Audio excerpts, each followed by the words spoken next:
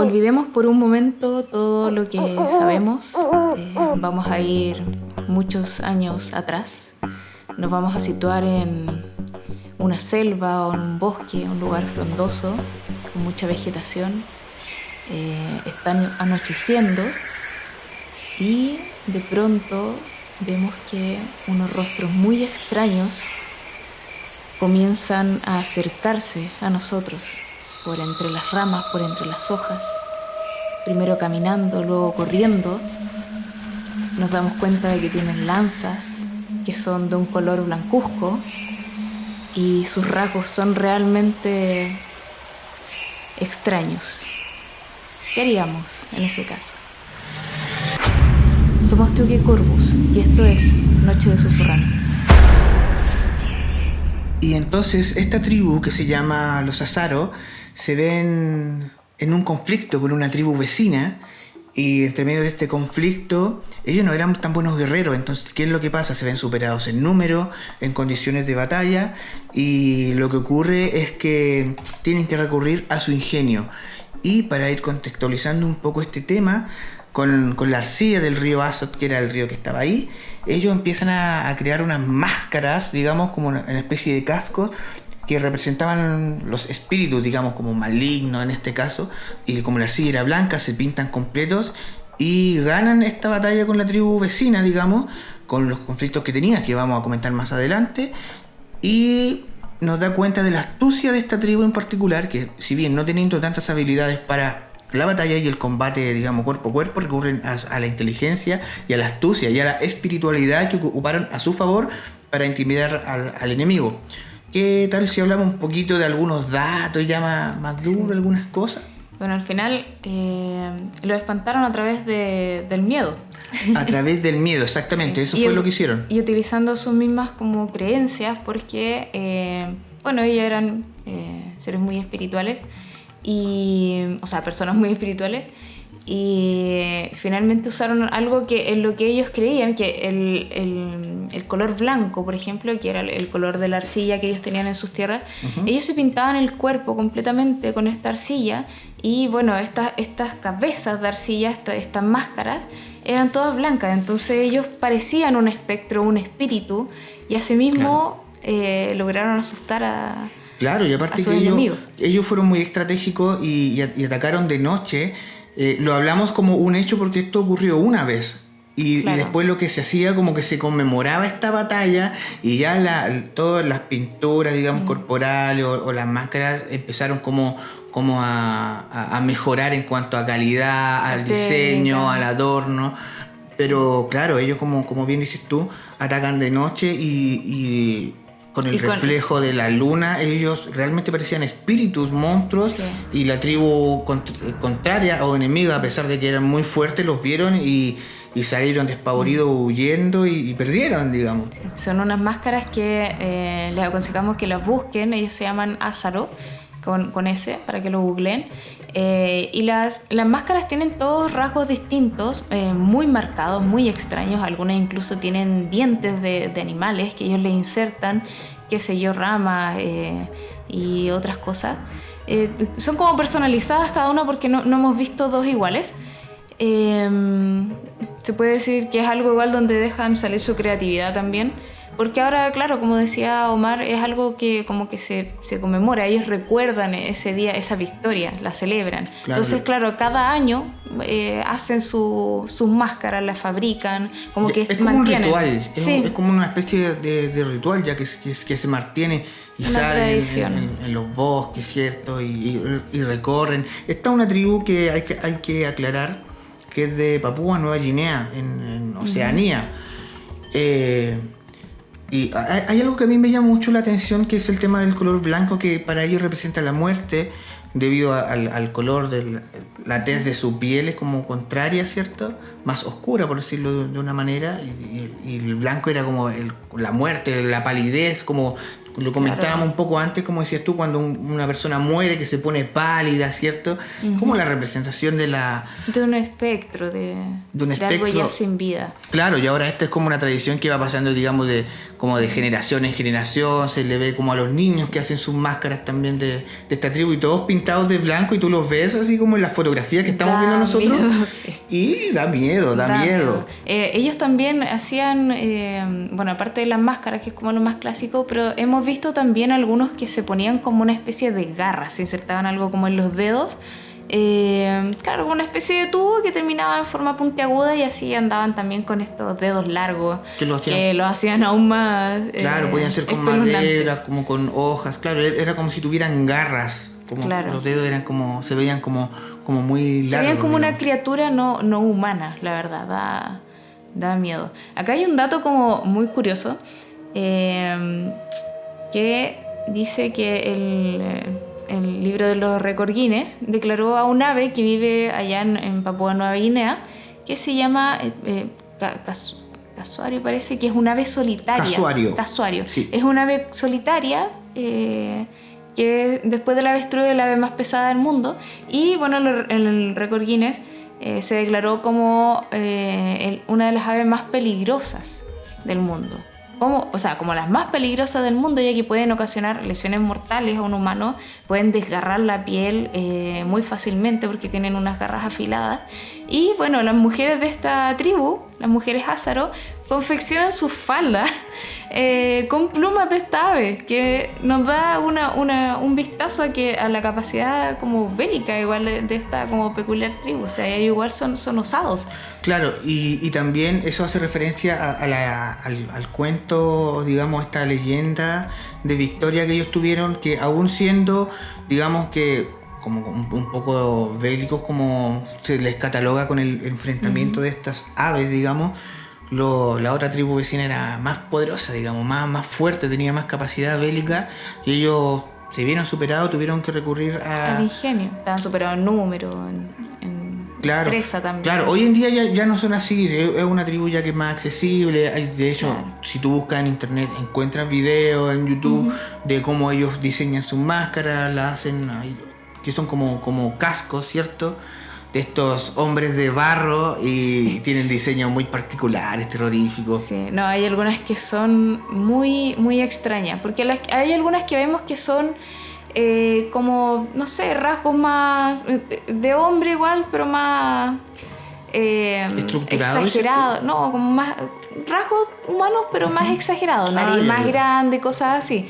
Pero hay uno que estamos viendo acá, que es como más deforme, sí. Es extraño, y es como un cráneo de un hasta como de un dinosaurio, diría yo, una criatura que no existe en realidad. O sea, no como que los dinosaurios no existen, no quería decir eso, pero es como una criatura muy extraña, tiene una mandíbula, se nota ahí, como alargada, sí, como algo más. Como la parte de la mandíbula como de un caballo, algo así. Y de hecho aquí se ven claramente las manos, esos como tubos que tú decías, aquí se aprecian, y son bambú en el fondo. Bambú, claro, que están cortados. Afilados también. Cortados como en forma de punta, y en verdad se ven como garras súper grande. Atemoriza, la verdad, se ve como algo violento también.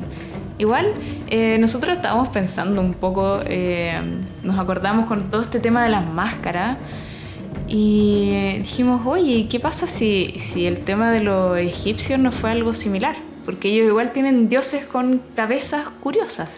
De hecho, sí, los dioses egipcios son cuerpos humanos y cabezas de animales. Como de animales. Claro. Horus, por ejemplo, que es un halcón. Un halcón, como un águila. Está Ra, que también es como uno de los dos, un águila, otro un halcón, ¿cierto? Está Set, claro, por ejemplo, que es como una cabeza como de un asno. Por el estilo, pero siempre son las cabezas las que cambian. Sobek es como un cocodrilo en el fondo. Entonces quizás habrá sido otro pueblo que estratégicamente quizás quiso, no sé, dominarlos. Y claro, se pintaron como dioses. O sea, estamos hablando... Esto es una teoría muy random. Esto es una teoría de nosotros nomás, pero quizás...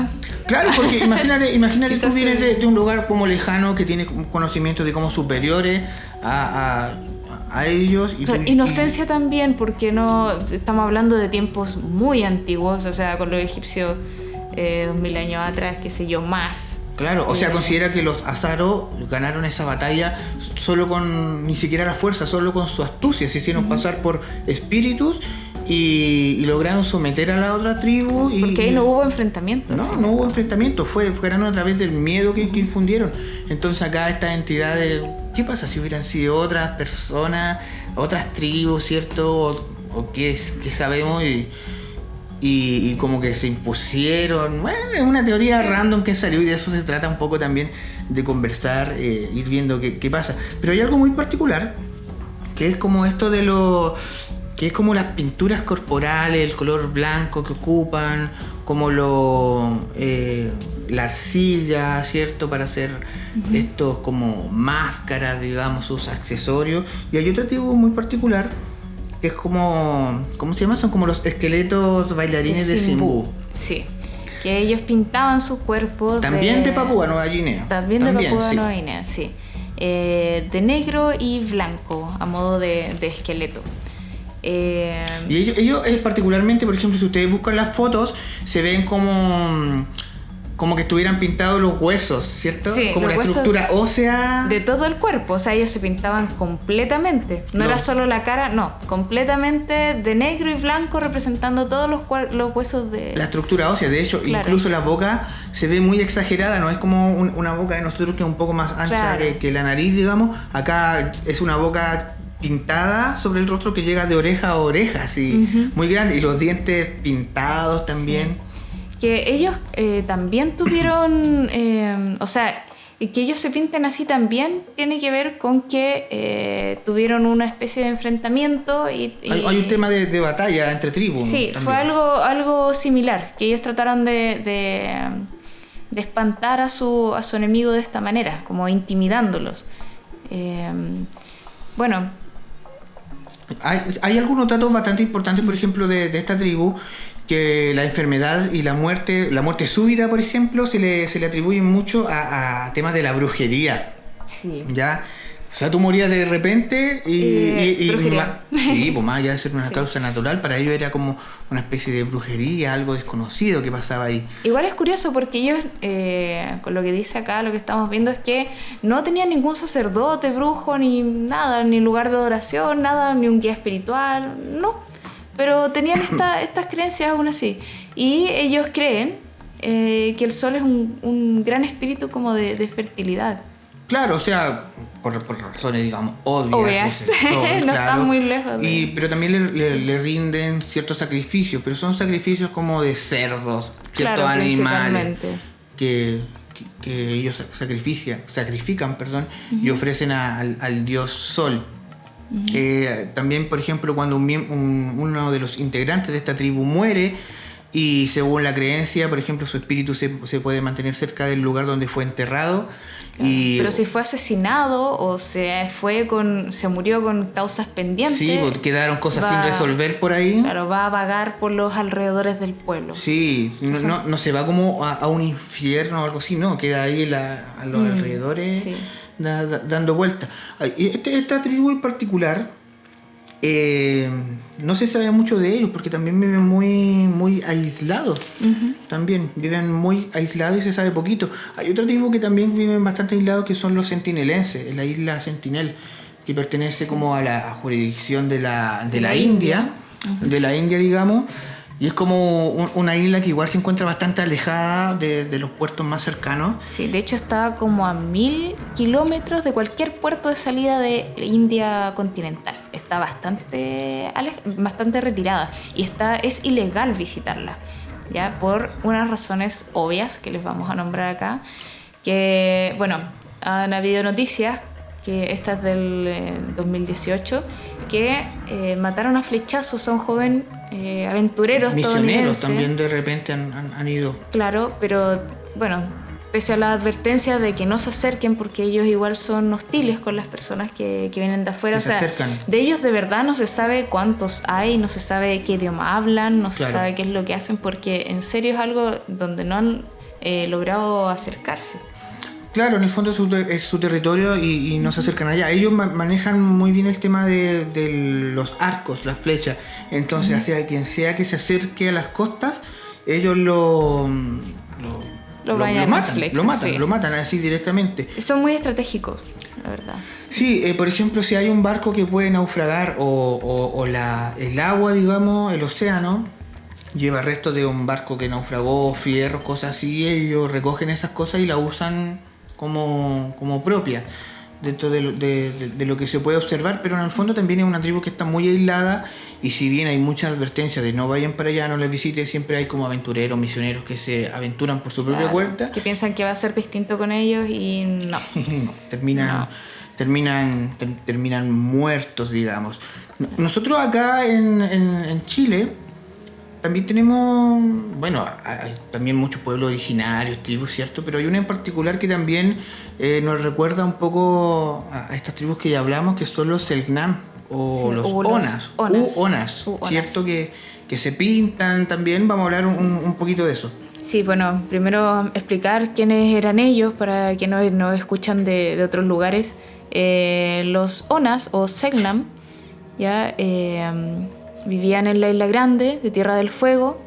Ellos eran nómades, cazadores, bien, eran muy altos. Claro, la Tierra del Fuego se ubicaba al sur de Chile, digamos, es como de los lugares más australes del mundo, después ya está la Antártida. Sí, está en el estrecho de Magallanes. Sí, ellos se ubicaban al norte del estrecho de Magallanes. ¿Tú sabes por qué se llama Tierra del Fuego?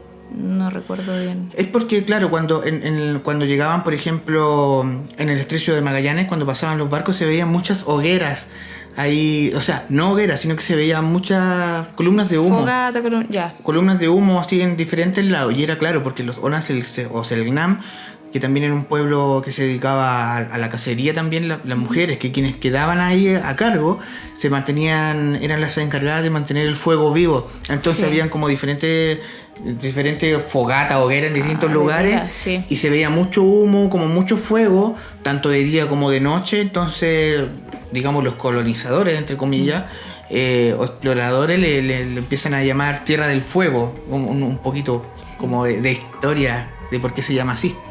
Sí. Bueno, ellos tenían una religión politeísta, ya creían en algo parecido como al cielo y al infierno después de la muerte.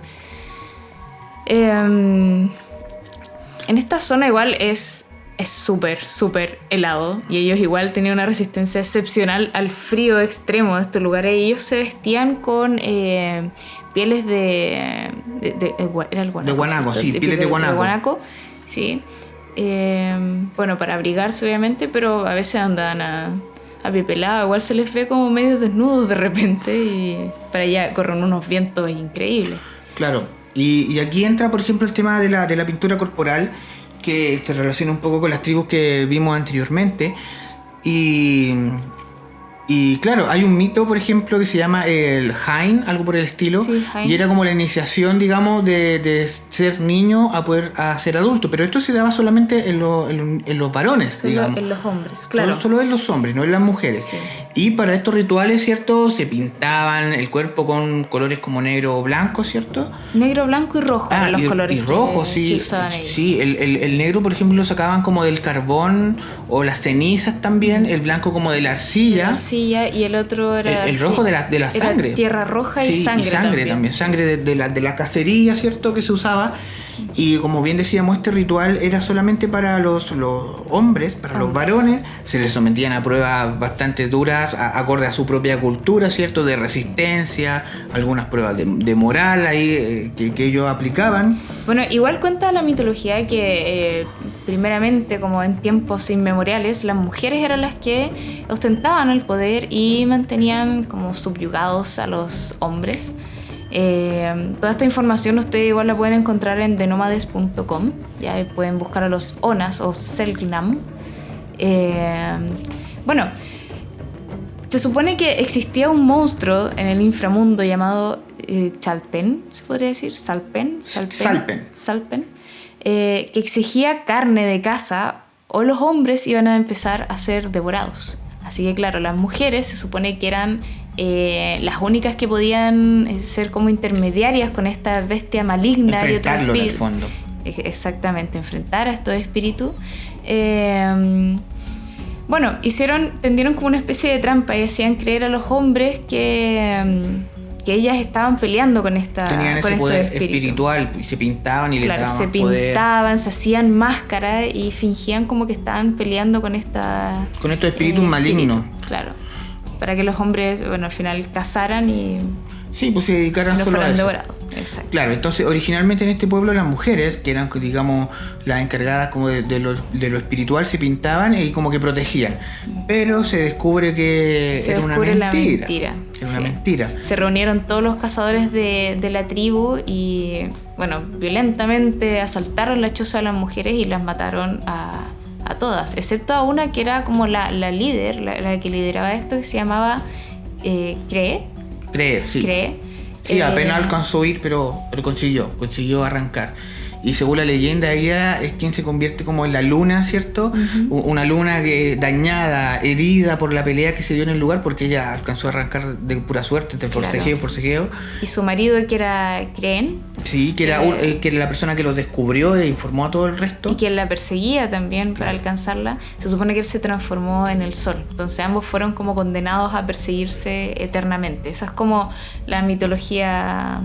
Claro, y aquí ya viene un poco el tema de la inversión de los roles, de que los hombres, ¿cierto? Con su orgullo se ve herido, ¿cierto? Y ya son ellos quienes deciden pintarse, tomar este rol como más protagónico en cuanto al mundo espiritual, de los espíritus, las protecciones. Y adaptar esta como ritual que tenían ellas, entre comillas, de enfrentar a esta bestia. Entonces cuando los niños pasaban a ser adultos, se les sometía a distintas pruebas. Alejados de los ojos curiosos de las mujeres. O sea, claro, ellos se iban a los bosques, se pintaban las pieles. Un lugar sagrado. Claro. Y usaban máscaras. Se supone que cada uno de ellos representaba a un espíritu diferente, según su cosmología. Claro. Hay muchos, así que no creo que no los vamos a nombrar a todos. Y las máscaras era solo para quienes representaban a los espíritus. Uh-huh. Las personas que no representaban ningún espíritu se podían pintar pero de una manera más sutil también. Sí. Y no podían llevar máscaras que podían ser hechas de madera o pieles de guanaco, etcétera. Sí. Los que llevaban máscaras finalmente tenían que ser como actores más o menos, porque ellos representaban el papel y tenían que actuar como con las características que los dioses tenían, con su personalidad, su rol. Un rol diferencial, claro. Claro, sí. Y las pinturas igual son bastante interesantes, pero también, como bien decíamos, con la primera tribu de los azares, con de los ázaros, era intimidante también. Pero ellos no lo usaban con ese... No lo usaban con ese fin. Con ese fin. Pausa, no importa. Ya. Aquí están los datos. Ese, sí. No lo usaban con ese fin. ¿Seguís tú o sigo yo? Dale tú. Claro, y en la cultura Selknam, por ejemplo, la pintura corporal cubría necesidades como eran diversas necesidades, tanto de estética, de adorno, otras como de contenido social, espiritual, y tenían diferentes clasificaciones. Por ejemplo, la corporal, ¿cierto? O razones estéticas para destacar o resaltar ciertas características físicas, ¿cierto? Que te hacía ver más grande, más musculoso, más intimidante. También razones prácticas, ¿cierto? Como camuflaje durante la caza o para protegerse del frío. Recordemos también. Que ellos practicaban la cacería con el arco y la flecha. Uh-huh.